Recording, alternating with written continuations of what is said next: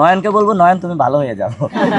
ঢাকা মহানগর দক্ষিণ যুবদলের সদস্য সচিব রবিউল ইসলাম নয়নকে ভালো হয়ে যাও বলে পরামর্শ দিয়েছেন জাতীয় নাগরিক পার্টি এনসিপির মুখ্য সমন্বয়ক ও ঢাকা ৮ আসনের প্রার্থী নাসিরউদ্দিন পাটোয়ারি। রোববার ৮ ফেব্রুয়ারি সকালে নির্বাচনী প্রচারণায় অংশ নিয়ে সাংবাদিকদের সঙ্গে কথা বলার সময় তিনি এ মন্তব্য করেন। নাসিরউদ্দিন পাটোয়ারি বলেন, নয়ন তুমি ভালো হয়ে যাও। একই বক্তব্যে তিনি বলেন, ঢাকা ৮ আসনে বিএনপি প্রার্থী মির্জা আব্বাস যদি নিজের ভালো চান তাহলে তার উচিত হবে নয়নকে চুপ করানো। নাসিরউদ্দিন পাটোয়ারির ভাষ্য, নয়ন যত কথা বলবে মির্জা আব্বাসের ভোট তত কমে যাবে।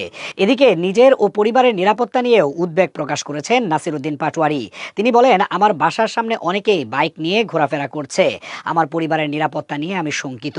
তিনি প্রশাসনের প্রতি আহ্বান জানিয়ে বলেন, প্রশাসনকে বলবো আমার পরিবার এবং আমার নিরাপত্তার ব্যবস্থা করতে। এর আগে শনিবার ৭ ফেব্রুয়ারি নাসিরউদ্দিন পাটোয়ারির নির্বাচনী অফিসে যান রবিউল ইসলাম নয়ন। সেখানে গিয়ে তিনি নাসিরউদ্দিনের বাসার ঠিকানা জানতে চান।